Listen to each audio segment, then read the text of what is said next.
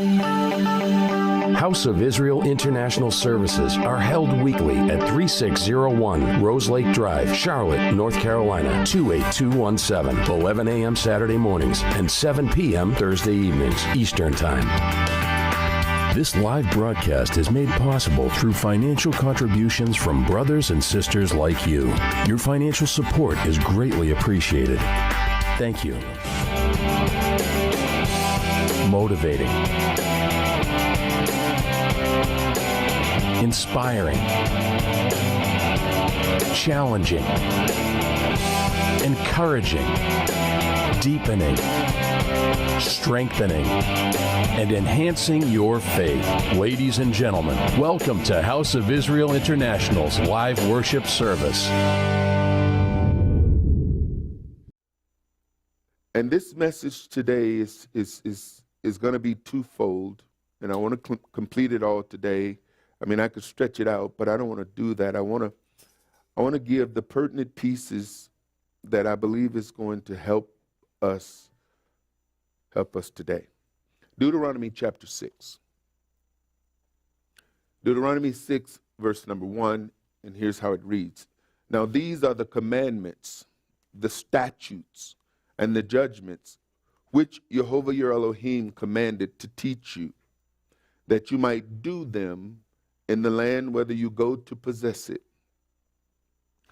that thou mightest fear Jehovah your Elohim, to keep all his statutes and his commandments which I command thee, thou and thy son and thy son's son, all the days of thy life, and that thy days may be prolonged. Hear, therefore, O Israel, and observe to do it, that it may be well with thee, and that you may increase mightily, as Jehovah Elohim of thy fathers has promised thee, in the land that floweth with milk and honey. Hear, O Israel, Jehovah our Elohim is one Jehovah. And thou shalt love Jehovah your Elohim with all your heart, and with all your soul, and with all your might. And these words which I command thee this day shall be in thine heart, and thou shalt teach them diligently unto thy children, and shalt talk of them when thou sittest in thine house, and when thou walkest by the way, and when thou liest down, and when thou risest up. When we look at this particular verse 7, Father is saying to us that we have not only a responsibility to keep these statutes, but that we are to teach them to our children, and we are to talk about them and when we sit in our houses, when we walk by the way, when we go to sleep, and even when we rise up. Now, if I'm not mistaken, this is 24/7. Now, maybe I'm the only one who see this, but what I see here is that every day, all day, no break days, that we are to communicate his word to our children as we live his word. Many children today are at risk in several places, including homes, in churches, in congregations, in assemblies, in fellowships, and schools. And today, I want to talk to you about a matter that I believe affects all of us. Every one of us have been affected to some degree, and I want to minister to those of you who have, and we want to really share with you and encourage you so that the individuals who have not been affected will be protected, and those of us who have been affected will be ministered to and healed. no family is immune from sexual predators. And as parents, we have a responsibility to teach our children about appropriate and inappropriate behavior, especially in the area of sexuality. Now, we're going to talk about sex today. But the main focus is child sexual abuse and molestation. This is not a message that you would hear often in congregational settings, but it is something that has affected almost every adult on the planet. And it's a subject that we need to deal with. Priests, bishops, pastors, coaches, teachers have all been accused of violating children.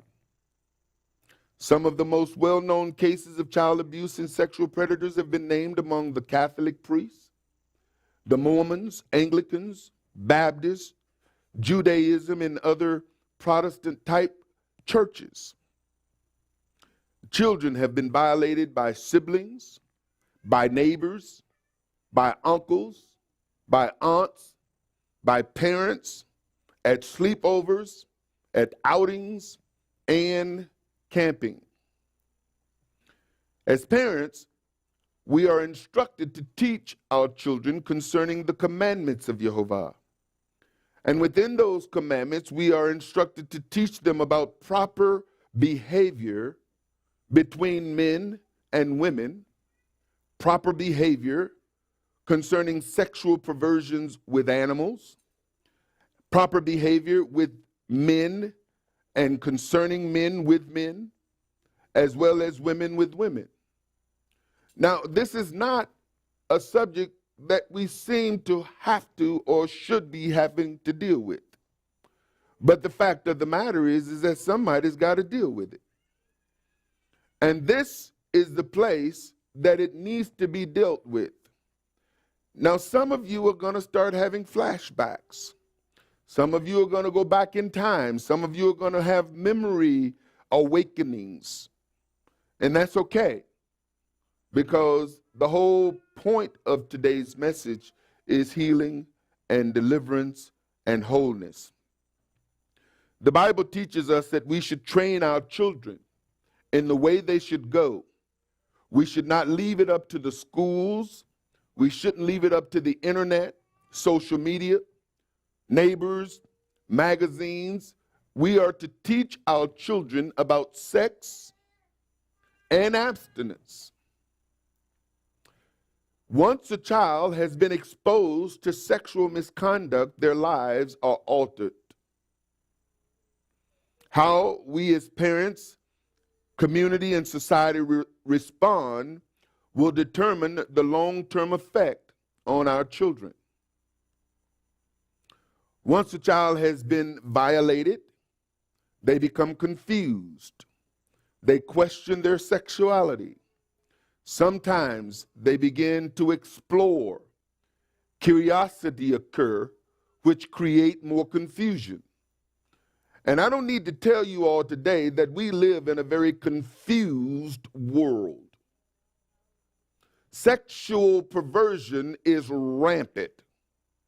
You can't turn on the TV, you can't go to a movie, you can't even seemingly go out in public without being inundated by sexual perversion. And we've become so immune, in a sense, so desensitized to it, to where words that used to sting our ears don't affect our hearing anymore. Things that we would immediately turn a program, a television program from, we pay and go and watch in movies. We pay big money and set up in movie houses and watch screens where people are cursing and using all manner of language and all kinds of sexual perversion and language and attitudes. You see people who are committing adultery, fornicating, men with men, women with women, and we watch this stuff. Not all of us, but you know who you are. More people are identified as bisexual. Think about this.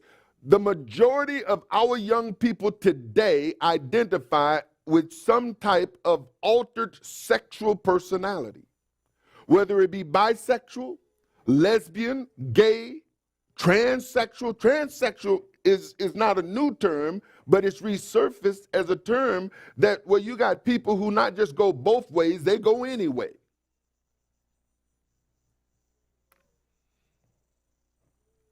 Male sexual abuse survivors have twice the HIV infection rate of non-abused males. In a study of HIV-infected 12 to 20-year-olds, 41% reported a sexual abuse history. Now, I've always felt that individuals who have alternate lifestyles more than likely have been affected as a child through some form of molestation.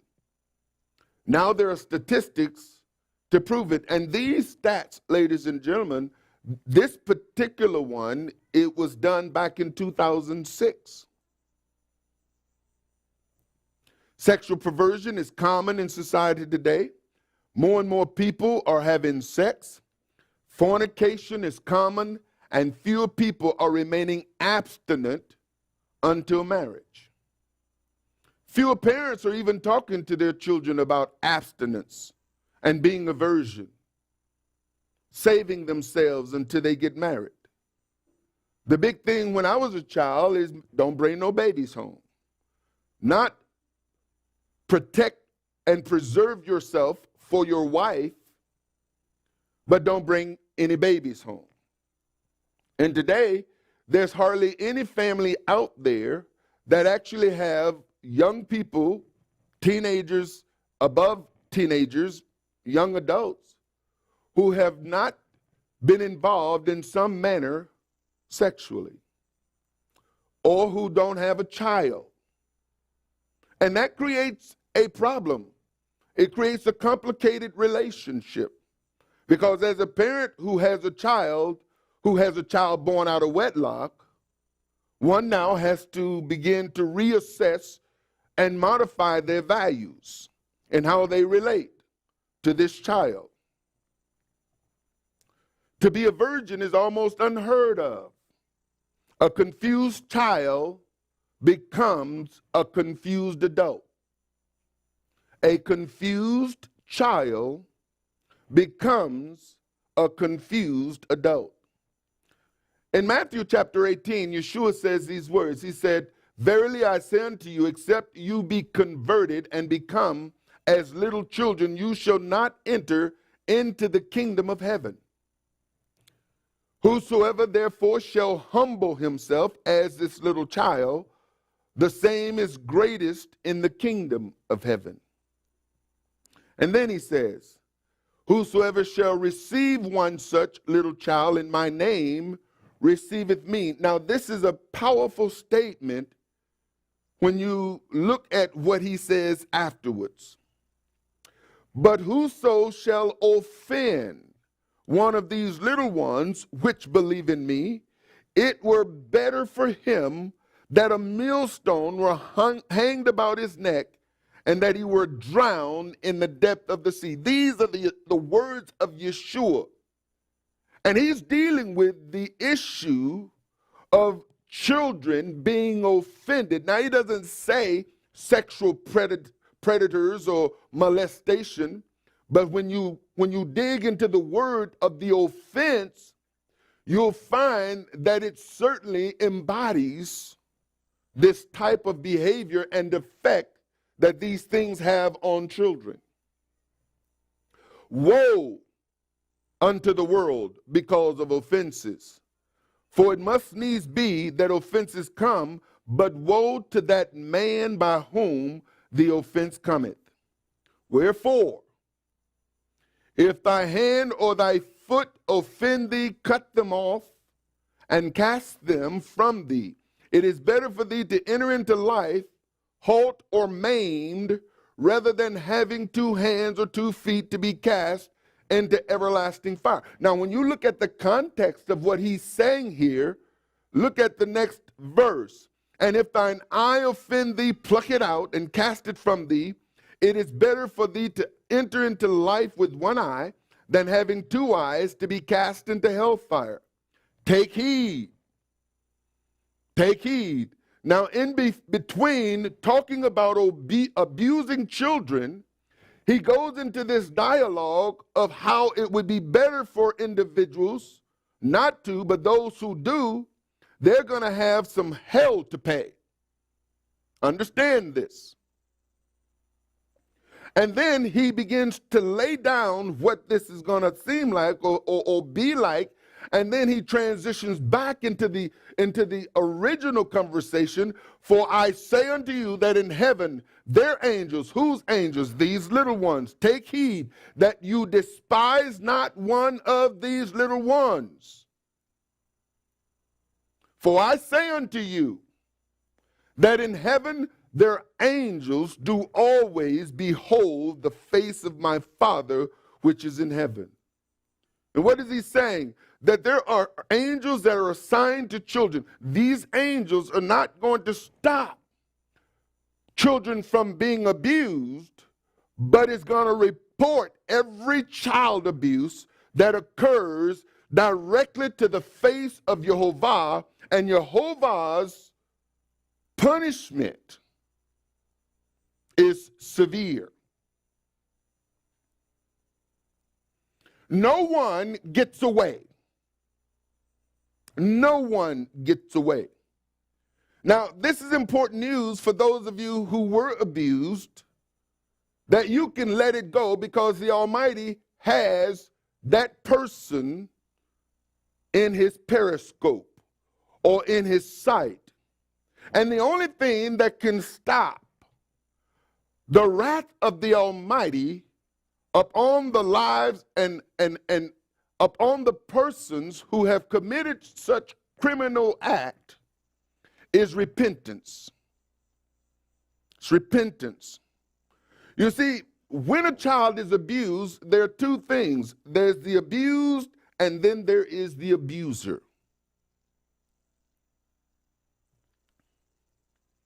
Molestation, defined, the crime of sexual acts with children up to the age of 18. Now, this is a legal definition. It includes touching of private parts, exposure of genital, taking of pornographic pictures, rape, inducement of sexual acts with the molester or with other children, and variations of these acts by pedophiles. Molestation also applies to the incest by a relative with a minor family member and any unwanted sexual acts with adults short of rape. Now, you might say, well, why are you dealing with this? The fact is that every person is affected differently, and oftentimes the behavior of people can be traced back to child molestation. There are gaps. There are individuals who, when certain traumatic things happen, there's a tendency to block out memory, but the effect of what has happened manifests itself in various ways of that individual, even though they may not necessarily remember what has happened to them. The effect of what has happened to them begins to play out in their lives. Ministries have a tendency to approach these issues with deliverance ministry, wanting to cast out spirits because of behavior patterns and sins of fathers and generational curses and all the names that they've attributed to these things, when it just may need simply to identify the fact that something has occurred, address that particular issue, minister to that particular person so that they can be freed, healed, and move on with their lives. I'm going to show you a few stats. Molestation also applies to incest by a relative. Said that 1 in 10 children will be sexually abused before age 18. 1 in 10. Now this is based on some 1999 numbers, because the information on child molestation, especially in religious environments, is a closely guarded secret. Most people don't want to acknowledge it. Most folks don't want to admit it. There's stigmas, there's embarrassment, there's shame, there's all kinds of things that is associated. So these are things that are easily swept under the rug, and oftentimes you'll find that much of this goes unnoticed or not dealt with. Now, even though 1 in 10 children will be sexually abused before age 18, a conservative estimate is that 2 in every 10 little girls and 1 in every 10 little boys are victims. And again, this is based on the population reported in the 1999 U.S. Census Statistical Abstract. Now, these numbers are not always reported. And the thing about most sexual abuse with children is that they go unreported. Well over 3 million children per year are victims. Now imagine that. Just for a moment. 3 million children, that's 46 National Football League stadiums packed with children who are today being sexually abused and believe they have no adult to go to for help. Back in the late 90s, churches began to have people go through background checks if they were going to work with children. That was a way of saying, listen, we've got a problem.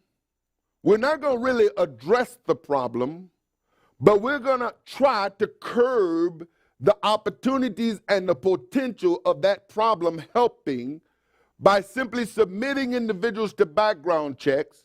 But many individuals who are sexual predators haven't been caught.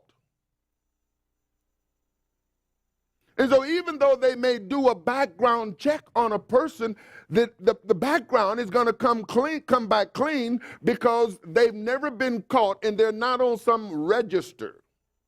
While at the same time, they're continuing to do their behavior with children because most of these individuals are trusted by other folks who give them access to these children. Reports show that every sexual predator of an adult nature have at least 400 victims. One person.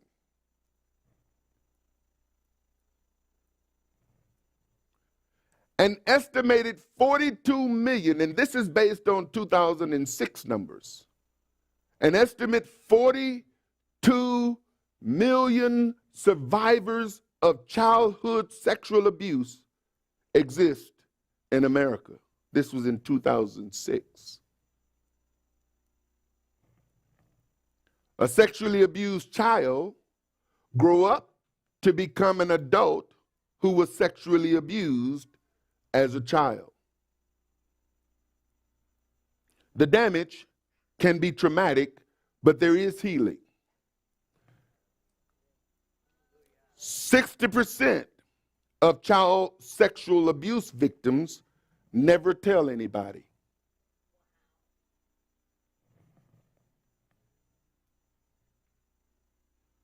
Of children who are sexually abused, 20% are abused before the age of 8.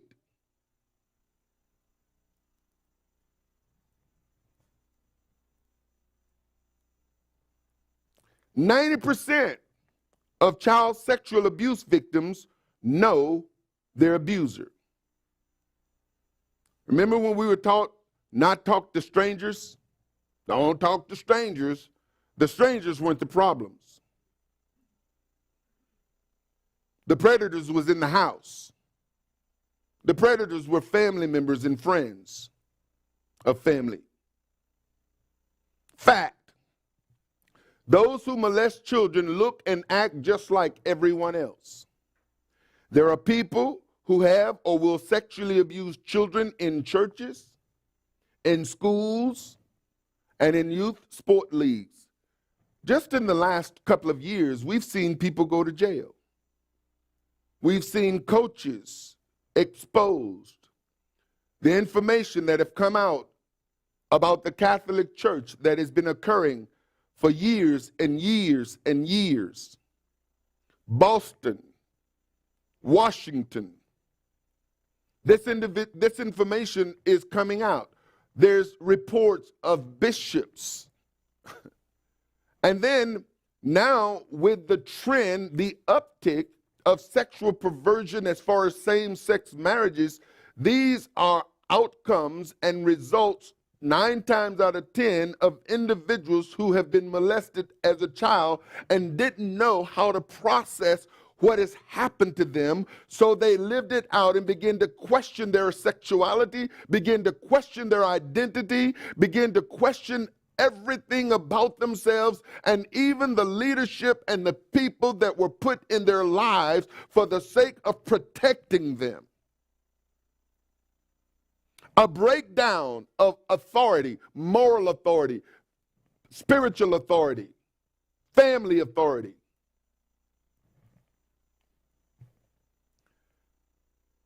This is a contrast between admitted molesters versus all American men.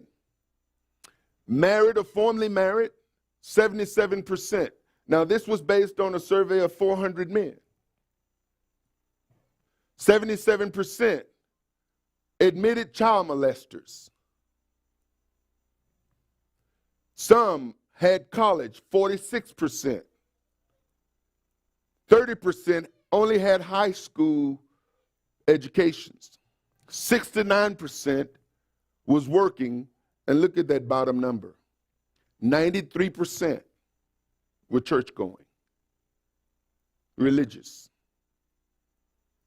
The largest number on the graph. Abusers can be neighbors, friends, family members. People who sexually abuse children can be found in family, schools, churches, recreation centers, youth sport leagues, and any other place children gather. Significantly, abusers can be and often are other children. Most children are molested by other children. 1 in 7 child sexual abuse incidents perpetrated by juveniles occur on school days between 3 p.m. and 7 p.m. Guess what parents are?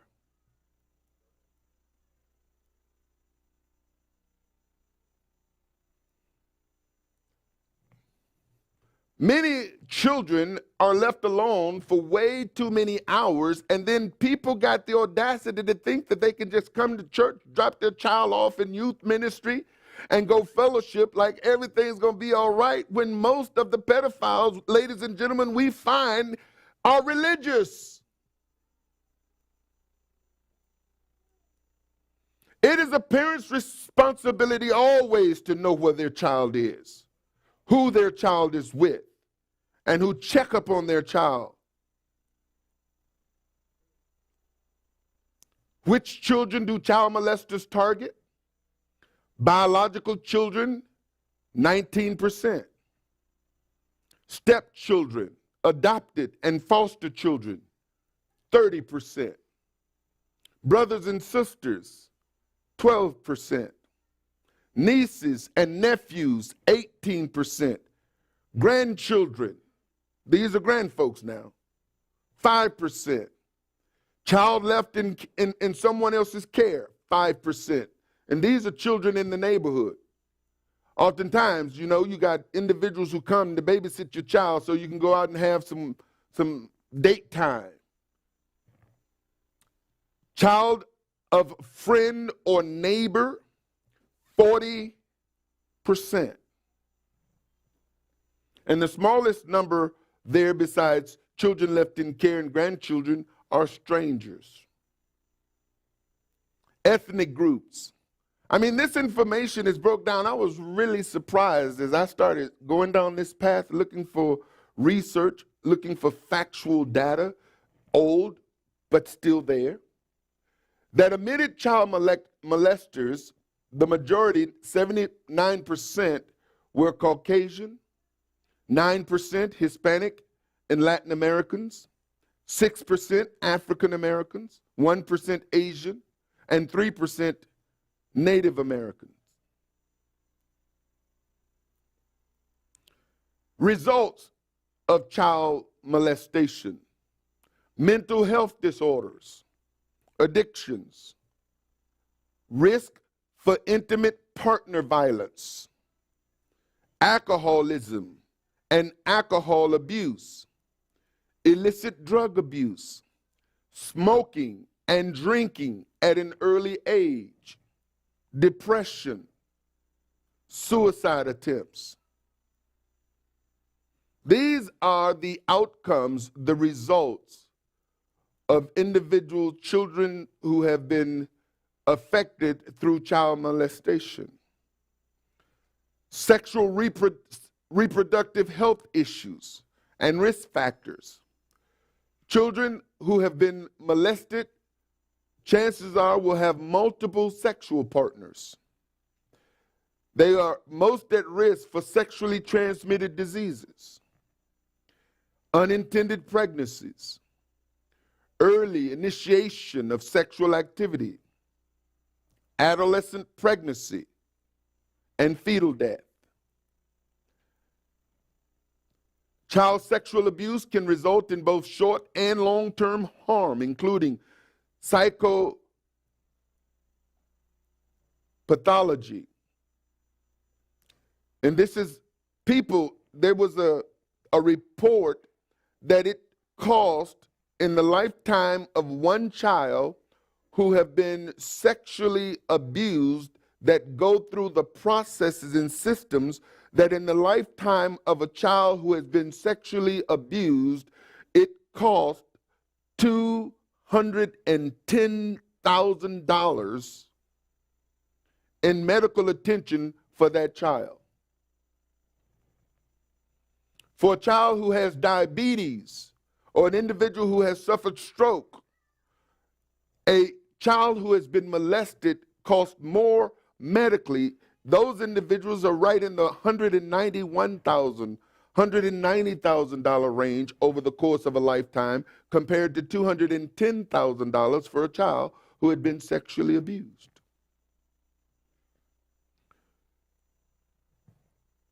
Indicators and effects include depression, anxiety, poor self-esteem, sleep disturbances, eating disorders, and dissociative and anxiety disorders, including post-traumatic stress disorders. And what is this? PTSD. The same type of stress a person who goes into combat.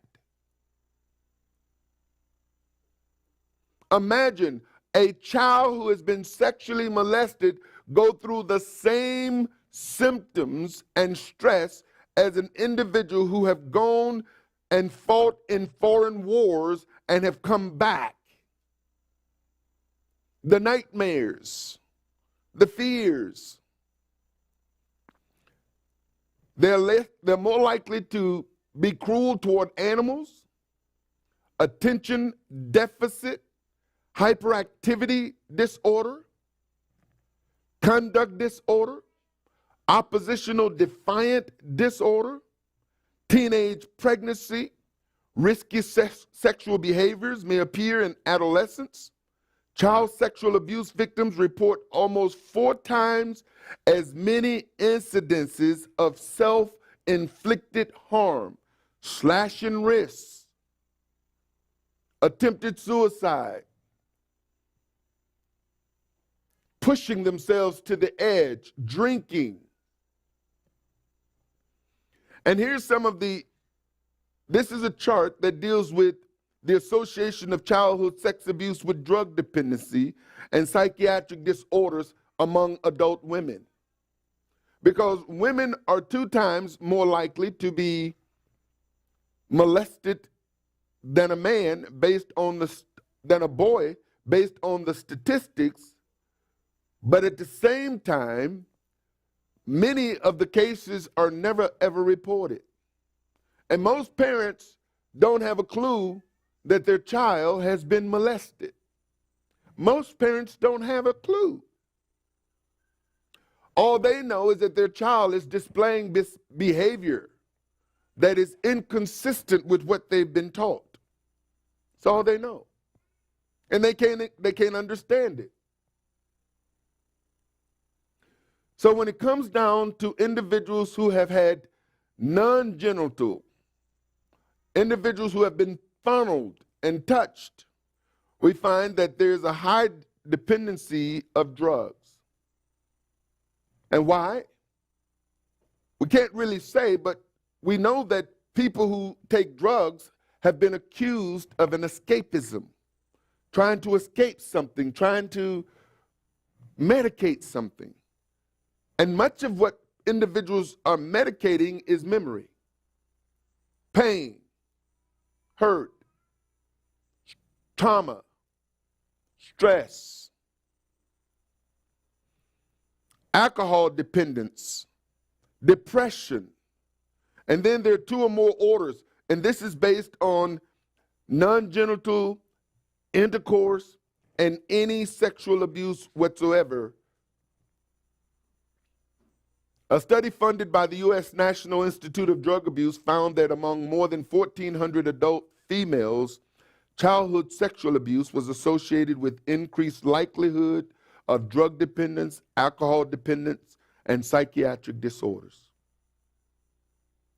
And we wonder, as we think about these shootings, these criminal activities and behaviors, drug addictions and meth and all of the problems that are plaguing our communities among our young people, it's amazing that these studies seem to suggest that they have been victimized at some point, and they don't know how to process what has occurred to them. The associations are expressed as odd ratios. For example, women who experienced non-genital sexual abuse in childhood were 2.83 times more likely to suffer drug dependence as adults than were women who were not abused. And so we know, based on the numbers, that individuals who have been abused are more likely to become dependent on some form of habit-forming drug. Studies have found that 51% to 79% of sexually abused children exhibit psychological symptoms. The risk of harm is greater if the abuser is a relative. And so children are more affected by being violated by a family member than by a stranger. Why? Because I believe that in a home, it is expected that you're safe. Parents put a lot of energy trying to protect them children from outsiders, from neighborhood children, more concerned about who our children spend time with. And now, today, with the easy access to smartphones, to the internet, to Netflix, and I'm going to tell you something. People with Netflix and Hulu and many of these other movie online programs aren't going to watch PG movies.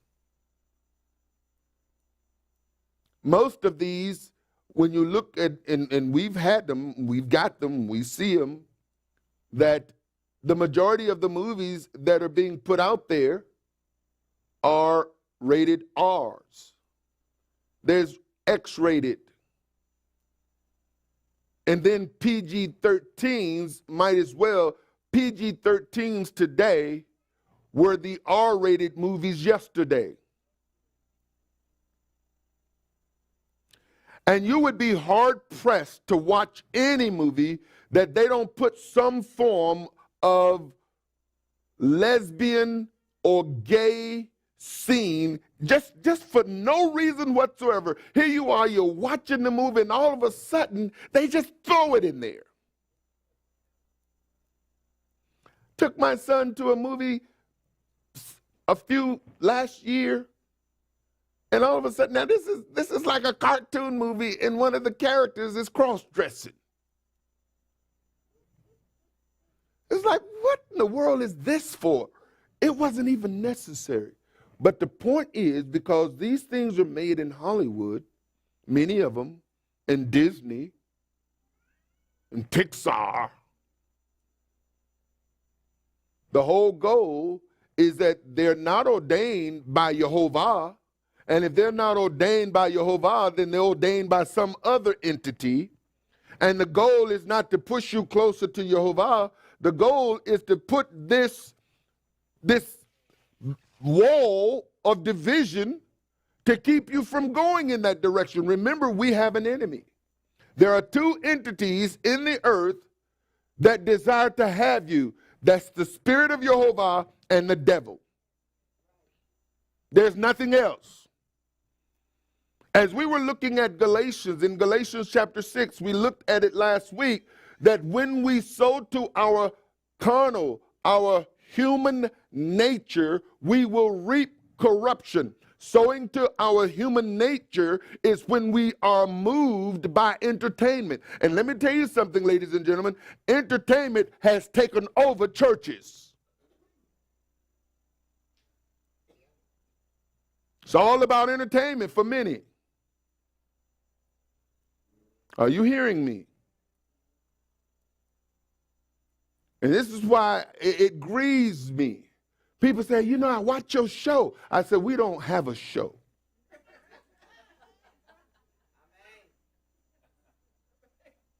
That's a prevalent word among religions now, religious people.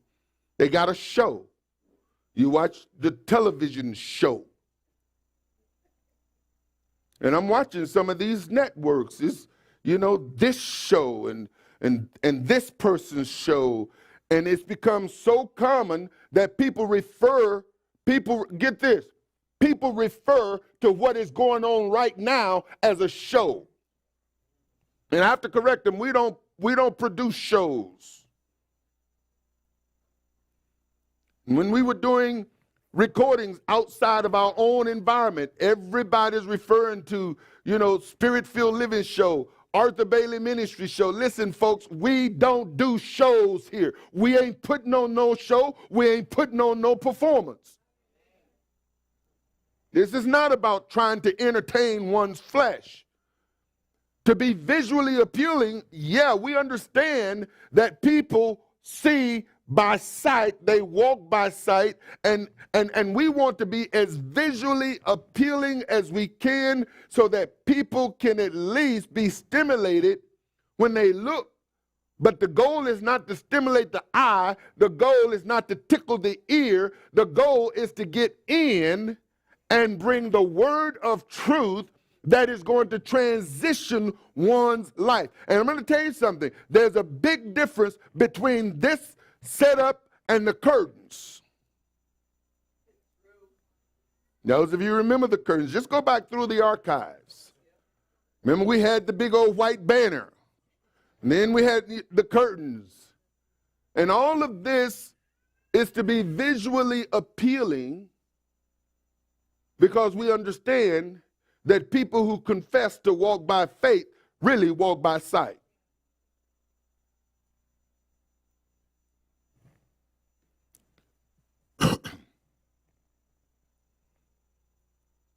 The social stigma of child sexual abuse may compound the psychological harm to children and adverse outcomes are less likely for abused children who have supportive family environments. Now, the goal is to protect our children from being abused. That's the ultimate goal. But let's be realistic. Some of us have focused on outside, and much of what has occurred among our children have occurred right under our noses.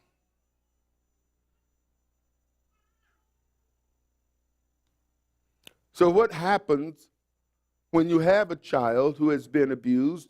Now you got to minister to them. And they need to understand a few things. They need to understand that, one, it's not their fault. And as parents, we have to help them walk through that process. But let me tell you something. The best way to help them is to prepare them before they have contact and interaction with the outside world.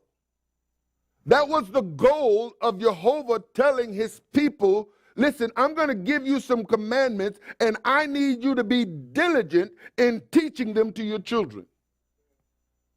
Now, within the commandments, the Almighty had already expressed that man-on-man relationships are inappropriate. So anytime you, son, are touched by another boy, or they are looking at you or saying certain things to you, that's inappropriate behavior. And if that ever happens, the first thing you want to do is you want to come and tell me.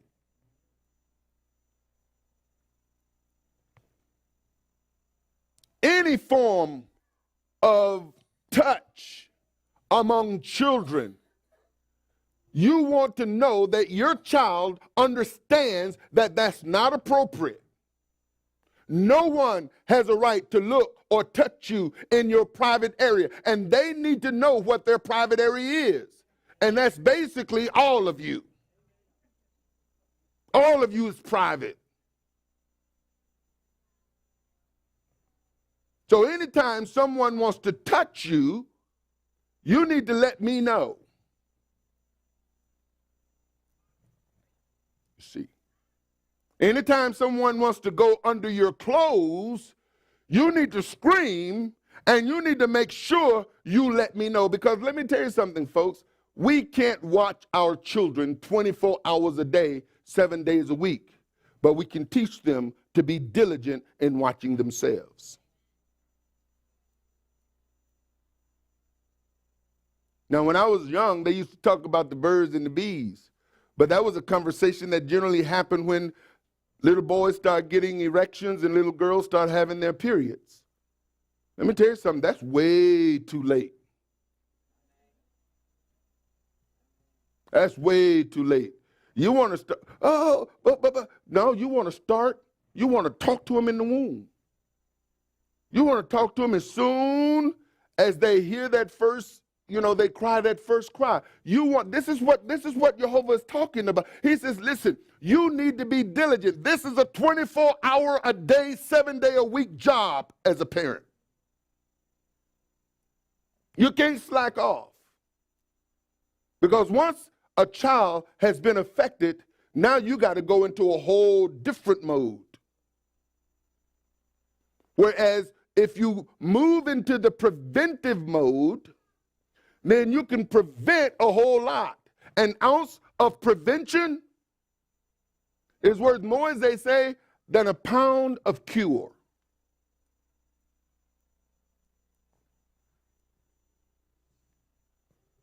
And so children who have been affected, they should be able to come and talk to you. It's unfortunate that most parents have already been affected, and as a result, don't make good parenting. There are some statistics. I got pages and pages of them. And I'm reading this and I'm looking at them, and it's like, man, wow. Few of them I gave us. The enemy has been waging war against the saints for millenniums, ladies and gentlemen. The Bible tells us in Revelation chapter 12 that the dragon was wrought with the woman and went to make war with the remnant of her seed. Now, this was written 2,000 years ago. This dragon, that old serpent, the devil, has been waging war for thousands of years.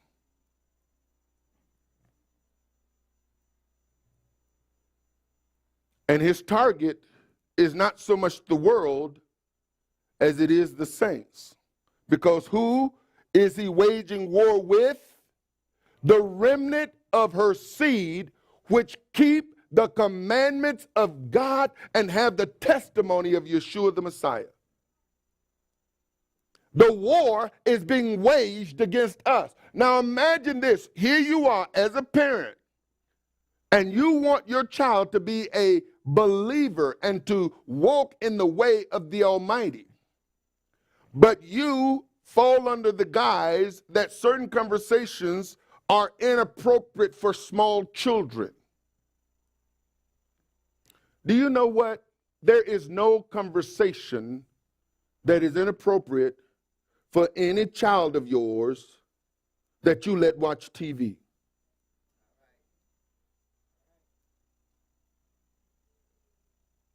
If you let them watch TV, they're getting inappropriate information. They're seeing it. Inappropriate information. And you can turn on Monkey Joe or whatever, what is the little monkey, Curious George. You can turn on any one of them, Bugs Bunny, Elmer Fudd. Way back when I was a child, they were perverted. The Road Runner. They were perverted then. So if your child is able to watch TV, if you're going to put a video in front, and see, many of you, you don't even realize sometimes, especially moms. Let me give you a key, a nugget. Even when you're nursing your child, if you're breastfeeding your child and you're watching your soap opera, you're watching some television program, you got to understand words are spirit. And there are things that go on. It is a proven fact that children in the womb respond to certain things that are going on outside the womb. It is a proven fact that parents have been able to communicate to their child while they are still in the womb. Tests have been done, and there are institutions and businesses that are being made that are helping parents prepare. They're preparing their children to be smart, to be intellectual, to be geniuses while they're still carrying them. Our children, though they aren't aware of they may not be physically cognizant of how to process what's going on outside of the womb, but they know and they are aware that there are things going on outside the womb. Some people say that we were overprotective as parents. We didn't let our children do sleepovers. We didn't let them go places. We were very, very careful. They say we were overprotective. Grandma wasn't babysitting. Grandpa. My wife and I, we sacrificed a lot. We didn't go places. We didn't do things because she didn't trust. She didn't trust our children to be exposed to other people other than her. And she had a reason for that. You see. There are ways that people process information. And people process it quite differently. When we think about certain things, as a matter of fact, let me just read, because there was just way too many of these stats.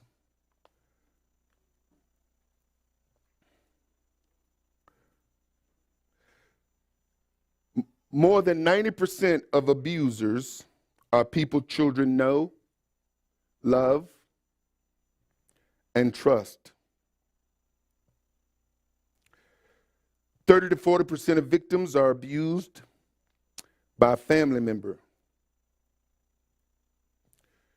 Nearly 70% of all reported sexual assaults, including assaults on adults, occur to children ages 17 and under. And when I look at some of this, like this one,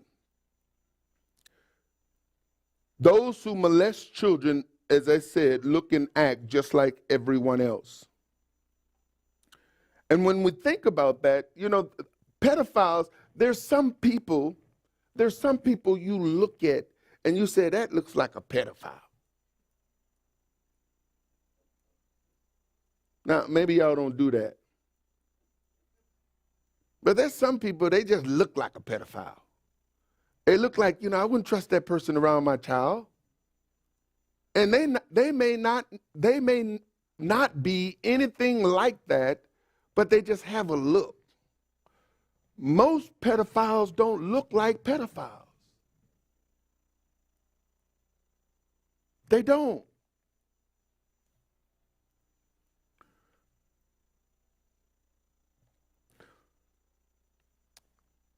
When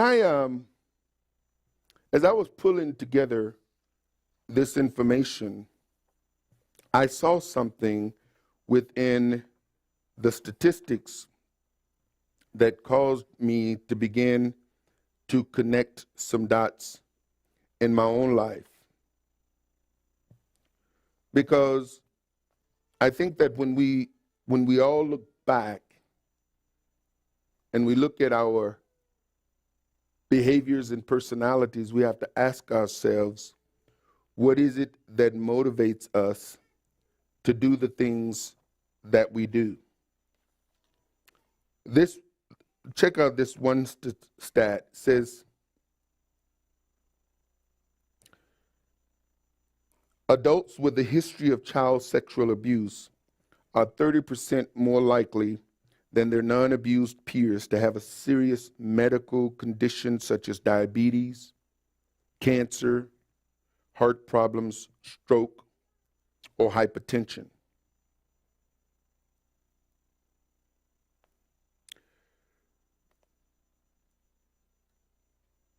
Sexually abused children who keep it a secret or who tell and are not believed are at greater risk than the general population for psychological, emotional, social, and physical problems, often lasting into adulthood.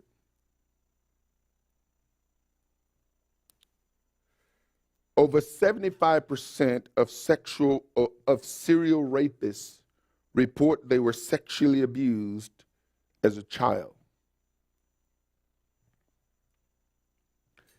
Nearly 50% of women in prison state they were abused as children. When we look at these things and we look at people's behavior, it's hard for us to pinpoint why a person is behaving the way they behave. But medical journals and medical science and those who study psychology and those who are in the business of helping people get beyond psychological trauma, they ask particular questions because they know that many of the adults that are committing the crimes and the types of crimes that many are committing is associated to some disorder, some effect, some adverse effect that occurred in that child's life as a young person. Even what is prevalent among deliverance ministries is that the premise is that every person who needs deliverance have daddy issues. That every person who is in need of deliverance is suffering from the sins of the fathers. And so the goal is to try to get an adult to go back to their little girl and their little boy period to see what has happened to them when they were a little boy or a little girl, because the suspicion is that this child has been molested. This child has been abused. This child had been raped. Last month, when I was in California, I was invited to speak at a Hispanic congregation who had heard me speak earlier, actually the day before, at the university when I went out to get the accreditation for our discipleship training course. And when they invited me, I immediately accepted the invitation, because we were looking for invitations knowing that Father was going to open door, and we didn't know where. And I didn't know if he opened the door, what.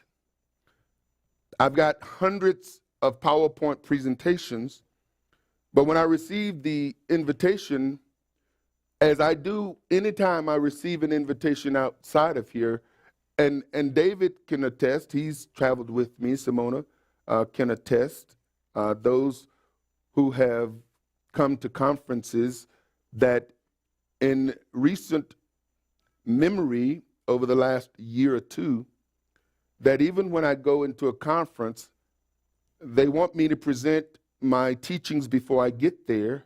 And I always have a problem with that, because it feels as if I've got to give them something, which now causes them to put this into their bulletin. And now I have to teach a prescribed teaching, and it turns off, or it has the potential of turning off the voice of the Almighty and forcing me down a track. But my goal is always to minister to the people who are in attendance, and oftentimes I have no idea who those people are until I'm in attendance with them. And what I will do is, and I've been known, it creates a dilemma when I've told them that I'm going to teach on a particular subject, and now I have to figure out by the Spirit how to incorporate what Father is showing me within the subject matter. Because I have to be true to my word and hold true, and not come in and preach something that is contrary to what I said I was going to preach, but at the same time not shut off the voice of the Almighty so that he can speak to the individuals that are there. And whether you know it or not, most of what I do is prophetic. If I hear something and I think it's coming from the Almighty, I'll say it. People call it rabbit trails, call it what you want, but the fact of the matter is that when Father speaks to me, to speak to his people, because see, you all are his people, you're not my people. And that's the approach I take. So if I say something that's going to drive you away, if you're my people, I'm not going to say anything that's going to drive you away.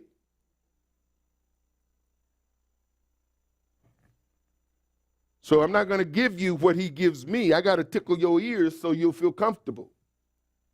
And this is why ministries get into the ear tickling business, because they're trying to build congregations and build denominations and build their churches.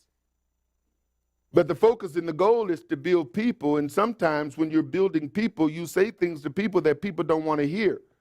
Let me tell you something. If I teach and you don't get upset or ticked off or start thinking or go down some rabbit trail or get, want to throw something at me, then, maybe I haven't heard. But the Bible tells us that no correction is pleasant when it comes, and when we come together, the Father is always speaking to us, because the goal is to correct you, because in order to perfect you, you got to be corrected if you're not already perfected. And if the correction comes to perfect you, you have a responsibility, a choice: reject the instructions or embrace the instructions. But the tendency is to get upset for some people. And those who have become accustomed to it know that I'm not here to try to upset you. I'm here to give you what he's given me. So I'm out in California. I have no idea what I'm ministering. Pastors got me in the office because they like bringing you in the office. I want to get out there in the congregation. I want to get out there, and I want want to feel, I want to sense, I want to discern. And you'll notice that, the way I do it sometimes, and this is just a little instructions, those of you who are online, you won't be able to see this, but I'll find myself sitting and I just get into my own space. Because what I'm doing right now is I'm listening, I'm hearing, I'm trying to get his direction and where he wants me to go. That's what I'm trying to do. So I'm sitting there and I'm hearing, and I'm not understanding what I'm hearing. And so now it's time to get up and start speaking. And I still haven't really fully got what he's saying to me, but as I'm speaking, and I've heard people say, I can tell when you've tapped in. There are folks who write me and they say, I know when you tap in, there's something happens. Now I don't see it, but I feel it, but I'm not aware of it, although I know it's happening. I'm not intricately aware of the fact that, okay, something just happened. But people who are watching and listening, they know. While I'm speaking, Father begins to speak to me, and he says that this congregation is full of individuals who have been abused and individuals who have abused. They're victims, and then there's victimizers. And it's in the area of sexual arena. Now, what I didn't know is that the congregation had been praying and fasting for the last month or two, and they knew that a breakthrough was coming, but something was keeping the breakthrough from happening. And that Father is now sending me to speak to what's going on in the congregation that they are not aware of. And so I began to talk about sexual abuse. And I'm thinking, man, this is a strange subject. But I come to find out that over half of this congregation was traumatized because of abuses, sexual molestations, rape, and it wasn't just men. It wasn't just women who were victims, there were men. And so I began to speak on issues because, see, this thing plays itself out in so many different ways. If you're in a home and these kinds of things have happened, the home doesn't feel safe. And you'll find children lock themselves up in their room. They become antisocial. They always got headphones in their ear. And that's not to say that everybody who has headphones in their ear have been affected by that, but they're disconnected, you see. Many of our children, because of social media and cell phones and things of that nature, are lured into the internet, and 1 in 5 children have been sexually solicited on the internet. So every time your child sits in front of the internet, there is an opportunity that they're going to be sexually solicited, especially if you are a Windows PC person.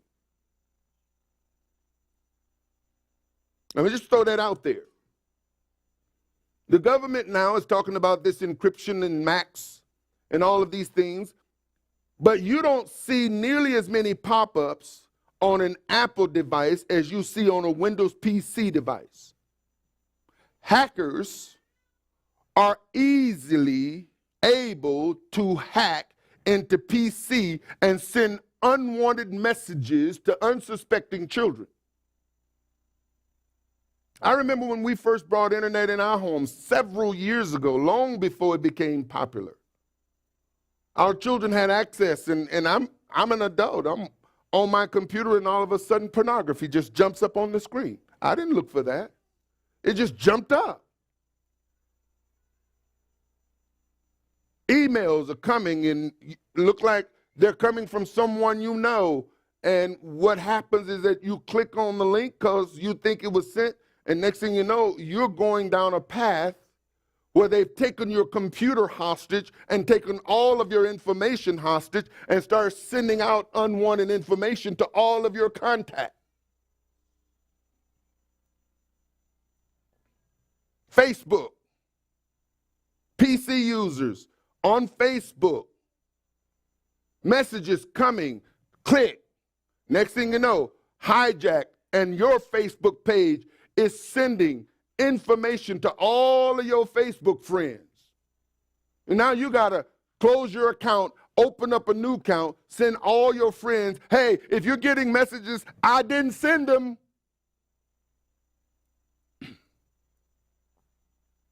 The internet has made molestation, pornography, sexual abuse easier than at any other time in our lives.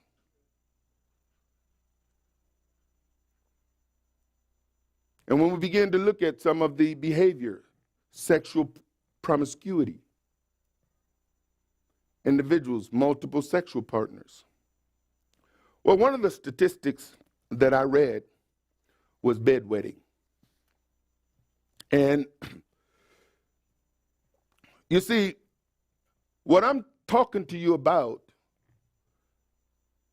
is something that I personally have had to deal with. You see, I was molested as a child by a family member. And I began wetting the bed. They used to call me Petey Boy because I not only wet the bed, but I smelled like pee. And I didn't understand. You know, I wet the bed until I was almost 18 years old. And I couldn't understand this.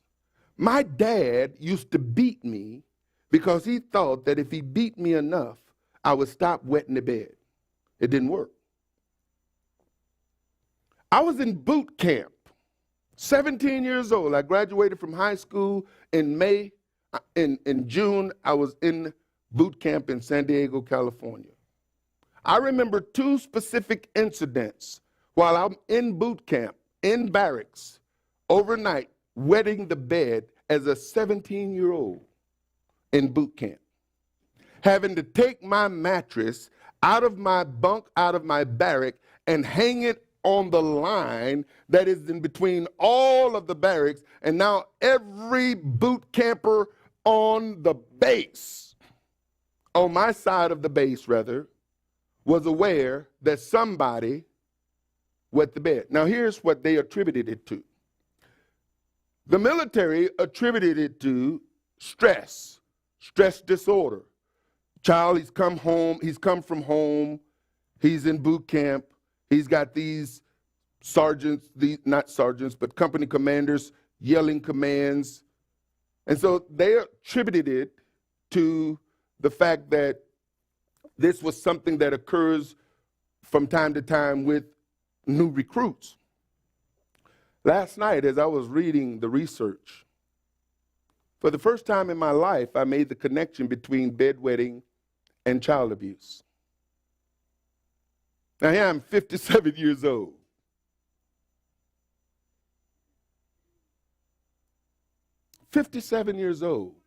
And couldn't understand, and everything I tried and everything I wanted to do, trying to stop this behavior because it was embarrassing.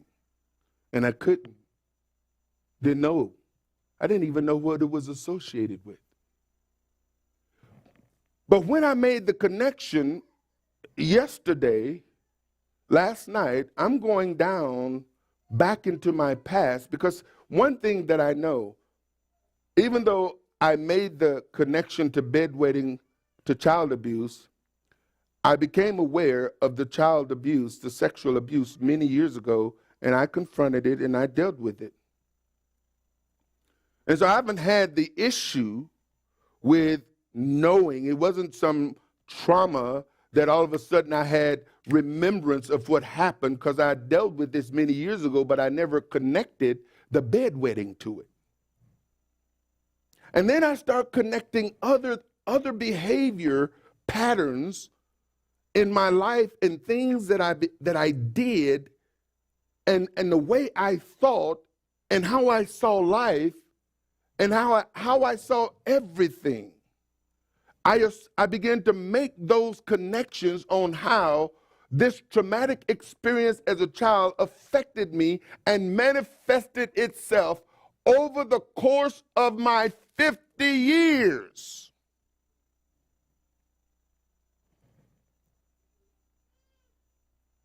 Let's see. Helping people make those connections so that cycles can be broken, behavior patterns can be broken. Not only broken, but destroyed. And I'm going to tell you something. You know, this is where people said, okay, if we come into deliverance. But let me tell you something. The people that the enemy is after the most are those who keep the commandments and have the testimony of Yeshua. So as I'm ministering to this congregation, man, over half the congregation responds to the abused, and about a third of the congregation responded to the abuser. Now, I'm going to tell you something, and I remember it took me about half an hour. Because, see, when I know I've heard from the Almighty, you can't tell me nothing differently, because I know. It took me about a half an hour to convince the abused that it is okay to acknowledge that you've been abused, because healing is here. And the Father began to show me, and I saw people, they're sitting there, they're locked up, afraid, embarrassed, didn't want others to know. Because what we become, ladies and gentlemen, is that we've become master showmans. We put on facades. We got masks. We don't want people to see underneath the mask. We want people to see us the way we want to be seen, not even realizing that we are an adult hurt child locked up inside, unable to truly be expressive and free. And therefore, in order for us to experience freedom, we feel that we got to put everybody around us in bondage. We got to control everything and everybody around us before we can feel comfortable in coming out of our shell. And the moment we see something that threatens it, we write back. And so here I am trying to convince these individuals, convincing the individuals that had been abused, as even though it took a lot of time, it was more difficult to get the abuser to identify themselves as an abuser. Many people who abuse others have been abused themselves. And it's unfortunate that too many abused children become adults who were abused as a child and who've never processed or worked through that abuse, and it's only manifested itself in different ways, and then you get married.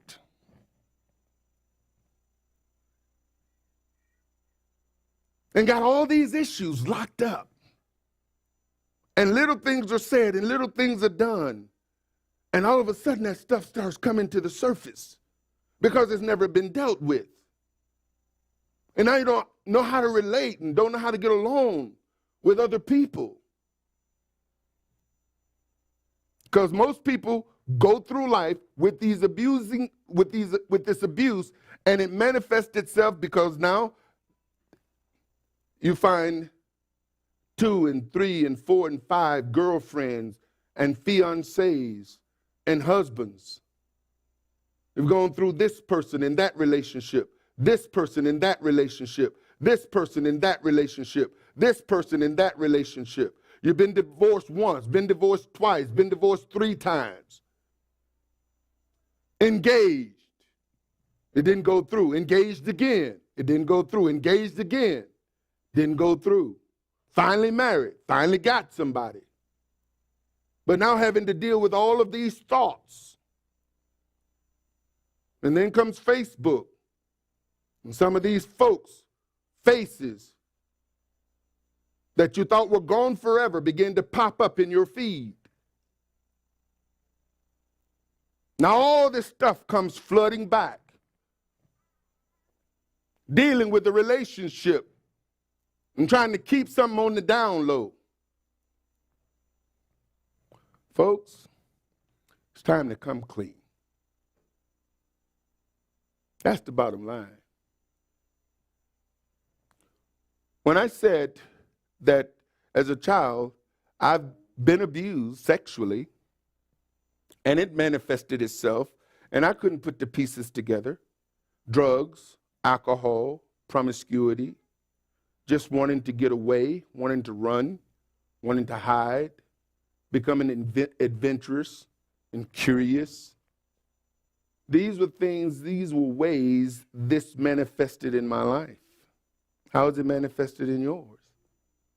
Because see, as I've been praying for the Father to help me become whole, that means that I got to deal with issues that I would rather not have to deal with. I got to face down giants that I would rather leave sleeping. But guess what? They're going to wake up someday. Anyway, might as well be today. So here's what we're going to do.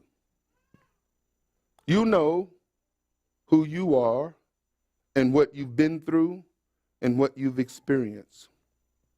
There are two groups. There are those who have been abused, and then there are those who have abused. Now, the message, as I said in the beginning, is twofold. I'm hoping and praying that what I've said, as you as a parent would take your responsibility of the precious gift package that you've been given called a child.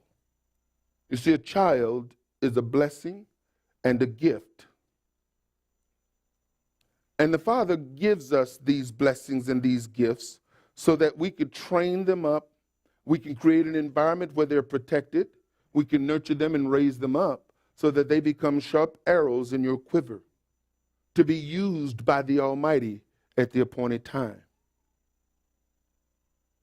So as a parent, my number one goal as a parent is to create a safe environment for my child so that I could teach them the fear and the admonition of Jehovah. And this is a 24-hour, 7-day-a-week job.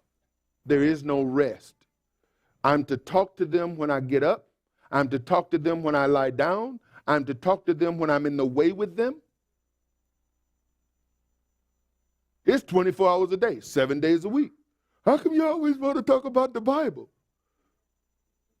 Because it's life. And if I don't talk to you about the Bible, which is life, that means that I got to talk to you about something else, and therefore I'm ministering to your carnal, fleshly nature, and therefore it's going to reap corruption. Well, you ought to take your child to the ball game. How's the ball game going to teach them about Jehovah? How is watching somebody get hit carrying a ball down the field going to help them in their spiritual journey? If anything, it's going to make them want to be on that field. And guess what? If I put them on the field, if I put them in the game, if I give them the lessons so that they can become some athlete, that means that they're going to have to now forego the Sabbath. They're going to have to forego the feast. They're going to have to do all the stuff that is required for them to be in the game, which means the game in itself for the pursuit of fame and for the pursuit of being a professional athlete is going to pull them away from Jehovah. So why would I want to put my child in an environment that is going to pull them away from the very thing that the Almighty has instructed me to instill in them? And I know I've had some children, they're upset. They've been upset because I didn't let them play. And now research has come out that a lot of these children who have been involved in football are dealing with head trauma, My brother, it blessed me so much because one of the persons that was on me so much about getting my children involved in sport, because he's a coach in the football, he's a coach in baseball, his son's a wrestler. Get your children involved in sports, get them involved in sports. He called me last month and he said, I'm so happy you didn't listen to me.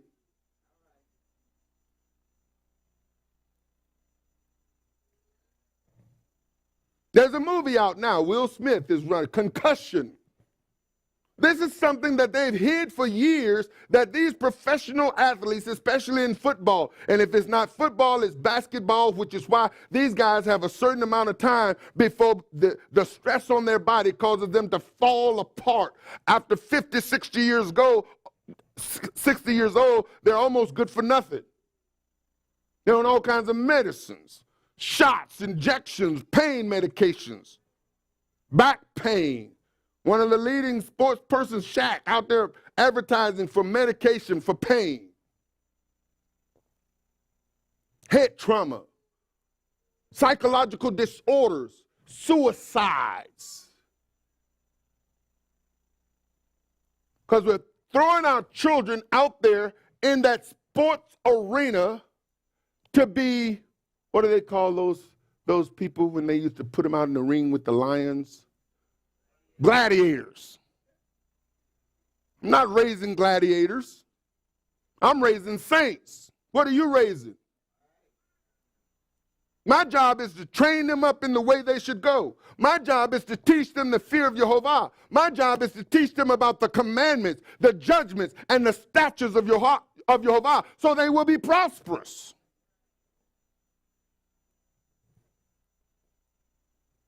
That's our role. 24 hours a day, 7 days a week. My, have we failed. But I'm glad to tell you that it's not too late.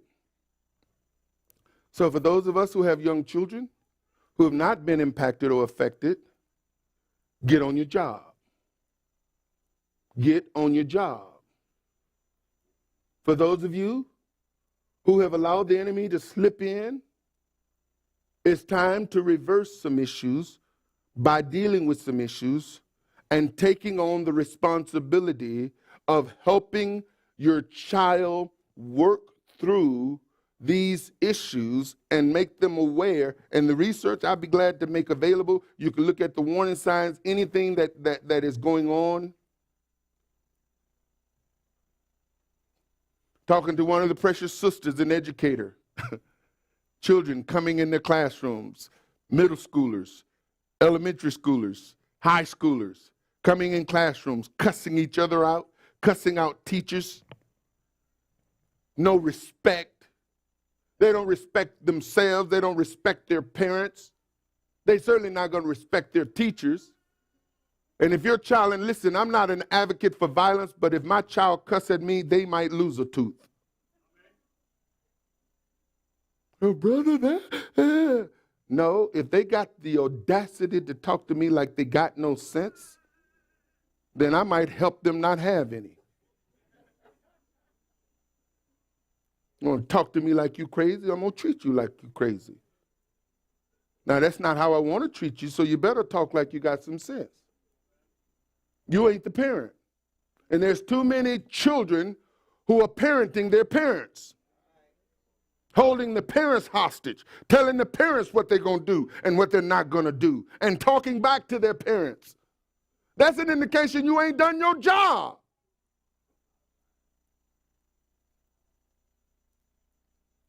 Well, now, brother, wait a minute. Now, praise the Lord. Now, you praise him.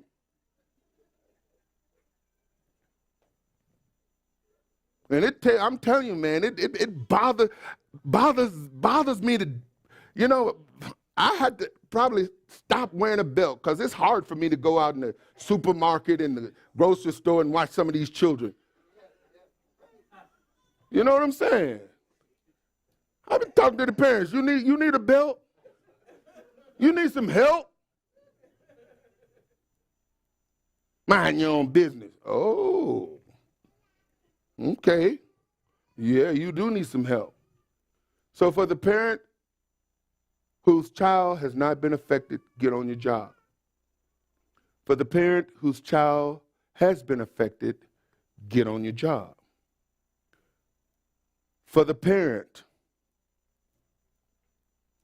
who was affected and who've not been able to release and let go so that the healing and the wholeness of Messiah can manifest itself fully in your life, we're going to minister to you. If you've ever been abused and you say, well, I've already dealt with that, and that's good. I hope you have. I'm here to bring reinforcement. And whether you are a child, whether you are a teenager, you know, teenagers don't like to be called children. Young adult, middle-aged adult, old adult. I was really surprised, as I said, when I was in California and I saw this old man, and he wept like a baby. All these years he had been carrying in his spirit the fact that he had abused, and probably watching the effect of his actions manifest itself in the life of the one he abused. And after much prodding, he finally stood up and came, and I saw him. He was sitting there weeping, and I invited him and encouraged him. And I'm going to tell you, he wept like a baby, wept. People falling on the floor, nobody touching them, and they weren't falling and hurting themselves. They were just so overcome with the emotion. And it was more so, I think, that the Father saw them just like he see you. You see, when Yeshua said that the child has angels, and this angel is ever before the presence of Jehovah. You see, from the moment you were abused to this moment, it has always been in the face of Jehovah. He has seen you. He has seen you through every complicated and difficult situation you've been in. Those that you've caused on yourself, those that you've perpetrated. He has seen you. Why? Because from the moment you were abused, it has always been before his face. Whether it was 10 years ago, 20 years ago, 5 years ago, last year, 40 years ago, 50 years ago, he has seen it, and he has seen the effects of it. And he has seen how it's manifested itself, how it's played out. And he has watched how you, unaware, totally unaware that this behavior is a result of that. That action was a result of that, because it's manifested itself in various ways over the course of your life, and the Father has watched. And as these individuals was in that congregation, and these women, they were weeping, and these men were weeping, and they were just, I believe part of it was being overwhelmed, that Father saw them. He has watched and he saw them. And to bring, and you got to understand, you know, here it is. And I pay a mind to it because I'm always aware of it, but it's not a big issue because I go wherever Father sends me. There was 2 black people in the whole congregation. And I say that because I'm always finding myself as a minority in the body, ministering to people. And I'm watching, and these people, and here it is, I'm this black man in this entirely congregation of Hispanic individuals from various places of South American origin, Guatemala, Mexico, and a couple of other places that don't even from Cuba, interestingly enough. And I'm ministering to these people and they're receiving, and it's like the Spirit of Jehovah always ready to manifest and to bring his healing power. If you've ever been sexually assaulted, whether you've been molested as a child or raped as a young adult or as a child, the Father is mindful. And what he wants to do is he wants to heal you so that these things don't play themselves out in an unhealthy way that is to your disadvantage. Let me give you this last scripture. Yeshua came and he said these words. He says, the Spirit of Jehovah is upon me, because he has anointed me to preach the gospel to the poor.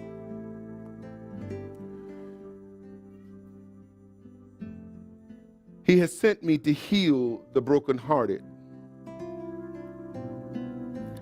And this broken heart, there's a story in Samuel, I believe, 2 Samuel, I think. It's the story of Tamar, the sister of Absalom, the half-sister of Amnon, who were sons of David. Amnon desired his stepsister. And so he perpetrated a plan by the advice of a heathen he shouldn't have been associated with in the first place, because let me tell you something. Bad advice is just bad advice, regardless to who it comes from. But this individual encouraged Amnon to play this game, and it wasn't a game, but it was a serious act to lure his stepsister into his chambers. And he pulled his dad in on it. So he played sick. That's what he did. He played sick.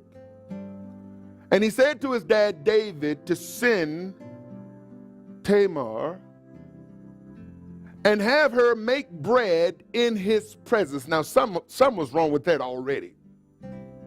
I want to watch her make bread. And not only do I want to watch her make bread, but then I want her to serve the bread she made for me with her own hands in my bedchamber. And David sent her to Amnon's bedchamber.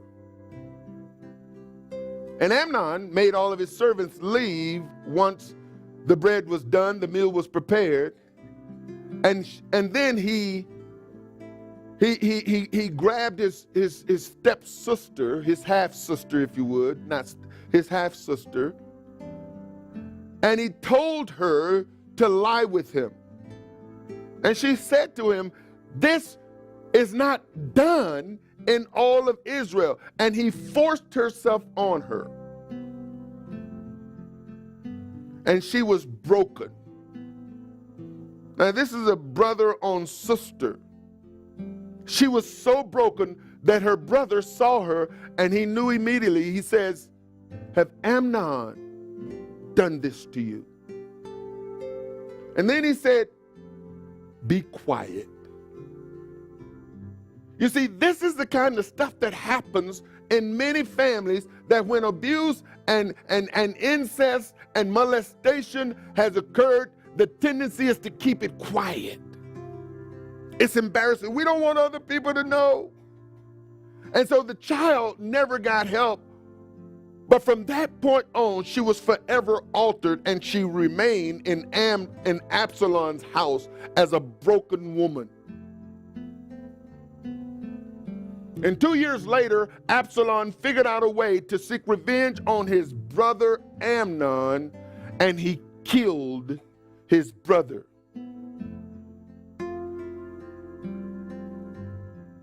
Certain types of behavior that occurs in our homes, in our lives, causes us, and it may take a month, it may take a year, it may take 2 years, it may take 3 years, it may take 5 years, it may take 10 years. However long it takes, the idea that justice should be served and vengeance takes root in the heart, and then the malice that tries to figure out how to make somebody pay for the shame and the embarrassment and the hurt and the affliction that they've caused a family member. David knew and didn't do anything. Dad knew and didn't do anything.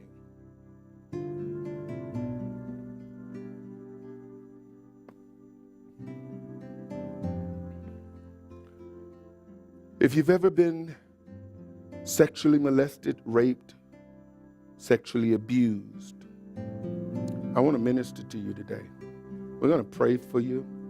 We're going to ask Father to heal you, to deliver you, to set you free, so that the adverse behavior and effects of that thing happening to you don't play itself off. Because I also believe that it hinders people from walking in the fullness of the ministry that the Almighty has given them. It stops them from moving forward.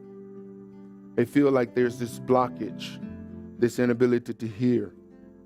And sometimes there's such a desire to serve in the kingdom, but not know how, not feeling worthy, not feeling qualified.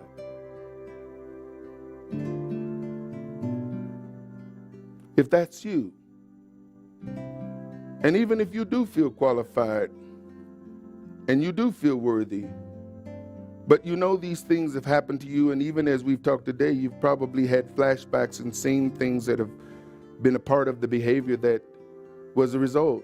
We're going to minister to you. Those of you joining us at home, we want to minister to you too. We just want you to acknowledge it. And what we've tried to do is create a safe environment for people where healing and deliverance can take place.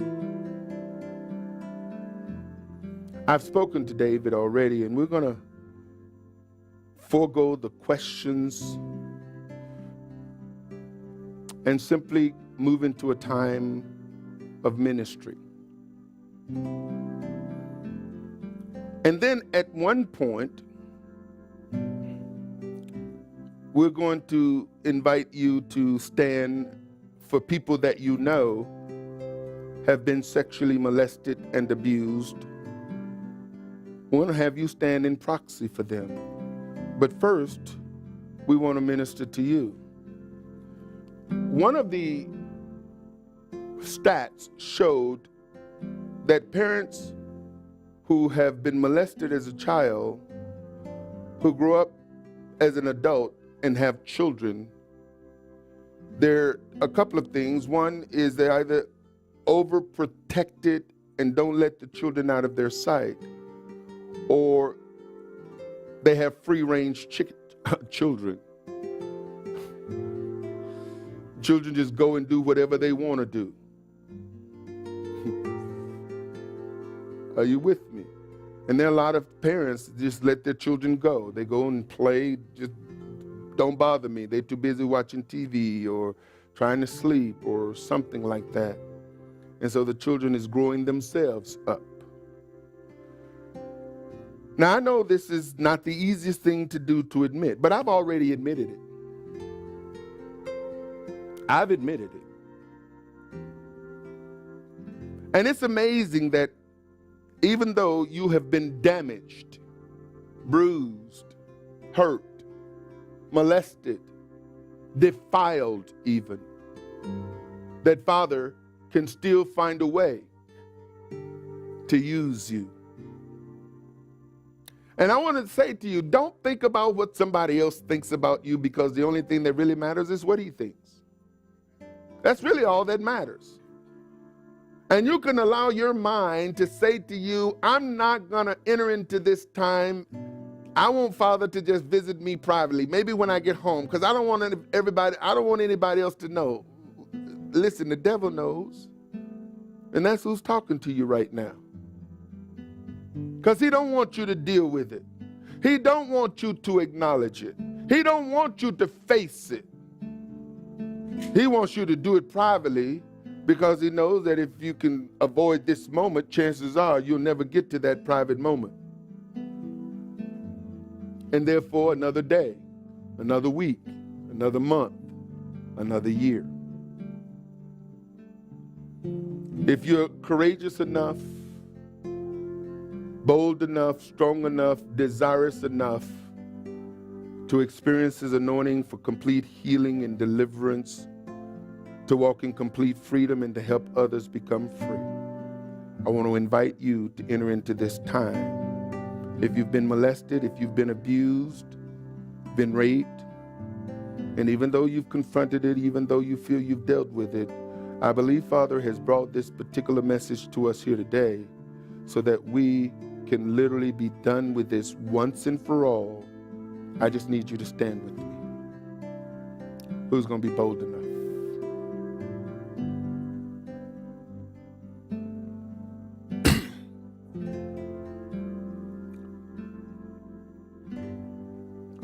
And I know it's tough for boys, for men.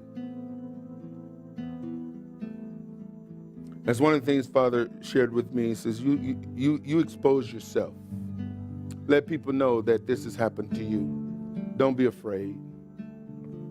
Because what stops people from moving into this is embarrassment. And that's the exact thing that the enemy wants, is for you to be too embarrassed to acknowledge it, too embarrassed to confess it, too embarrassed to publicly expose it. And so I'm going to give you another opportunity. If you've ever been molested, if you've ever been raped, if you've ever been sexually abused, whether you be a child, whether you be a teenager, a young adult, an old adult, if that's you, I want you to stand to your feet.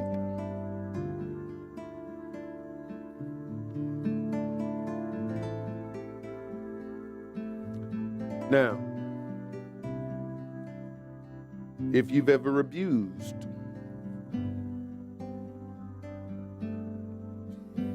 and I say, you know, one of the things that sometimes people have a hard time accepting is that they think consensual sexual activity is not abuse.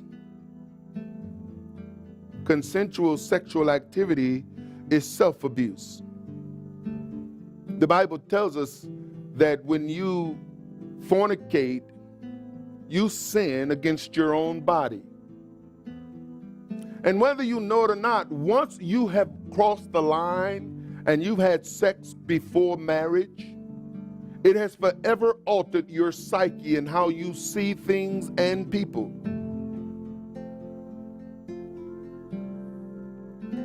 And so, yes, fornication would even fall into that category.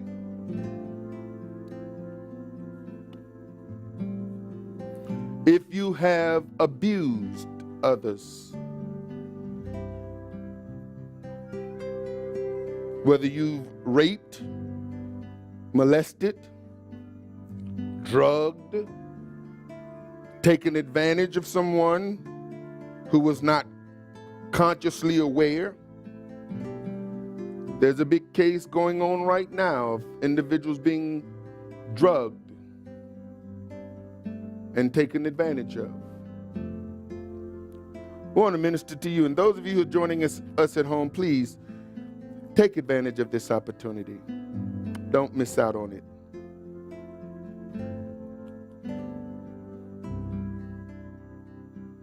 If you know someone who has been molested, maybe you've been trying to minister to them. Maybe you are ministering to them now. Maybe you see the effects of what has happened to them and you want to stand in proxy with them. Now, don't stand under the guise that you're standing for someone else when you're actually standing for yourself. If that's you, you can stand with us.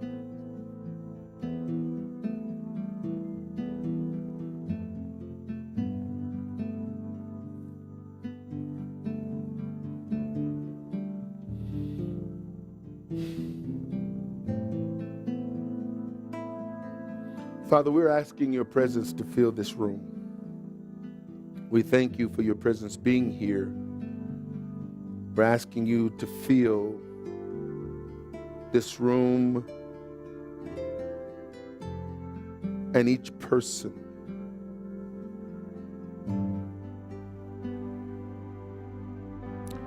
Father, we know that it is your desire to make us whole. That's the purpose of Messiah.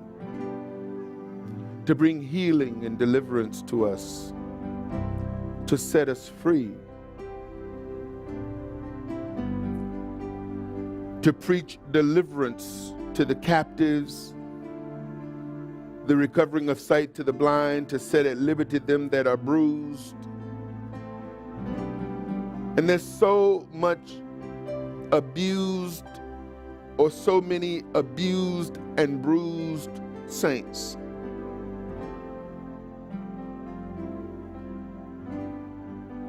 And how these things have manifested in their lives over the course of their lifetime. I pray now for the healing power, even as we acknowledge these things that have taken place in our lives.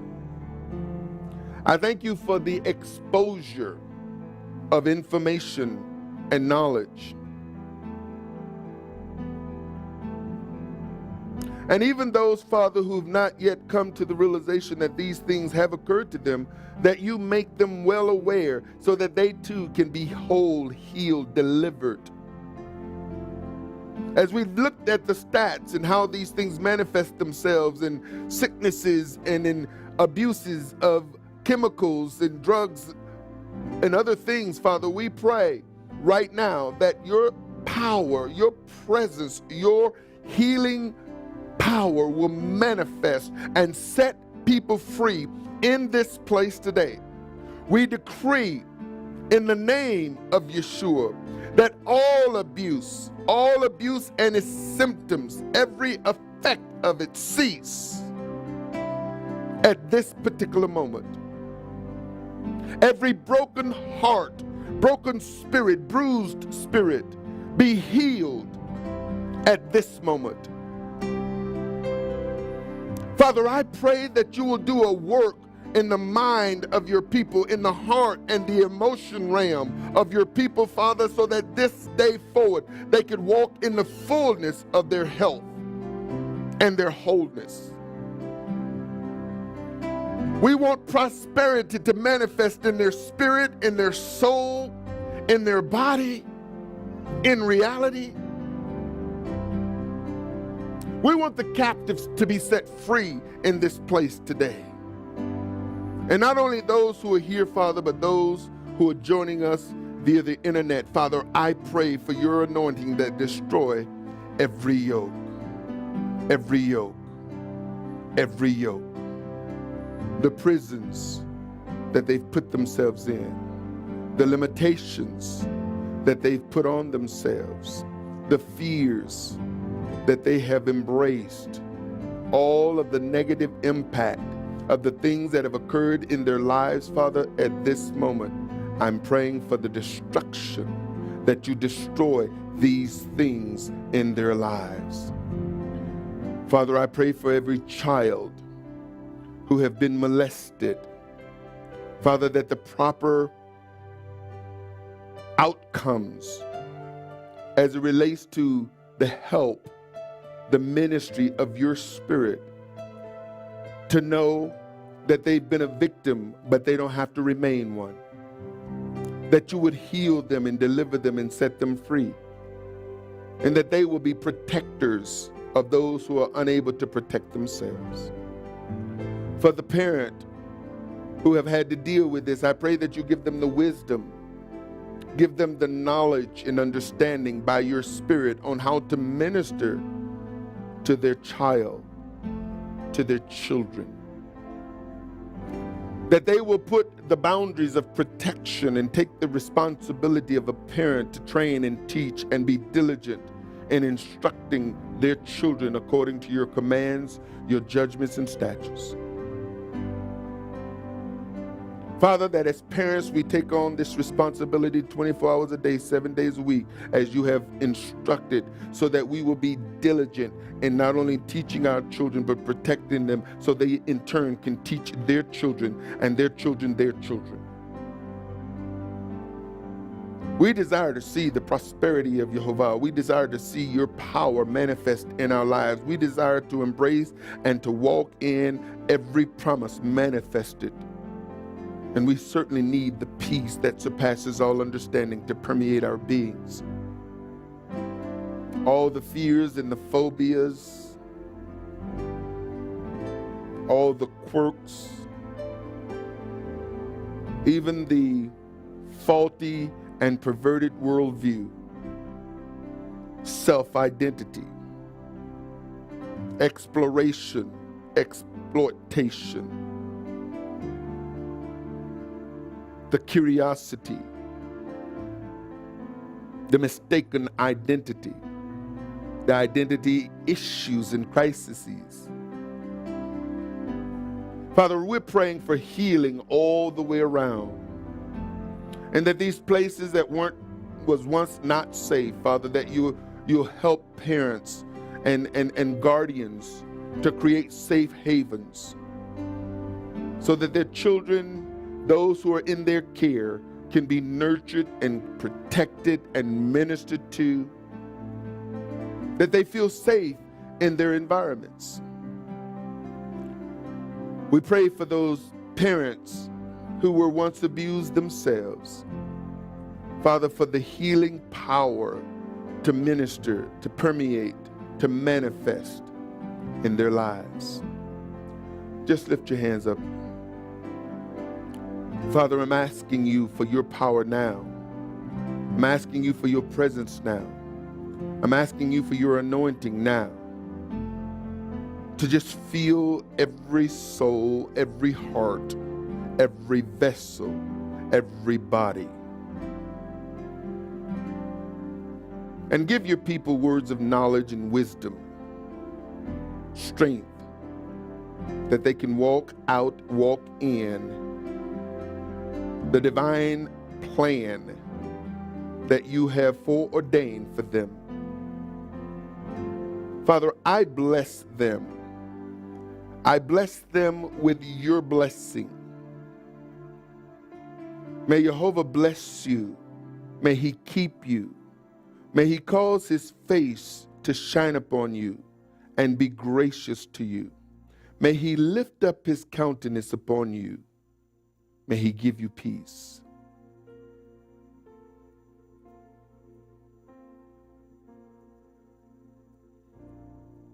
Amen.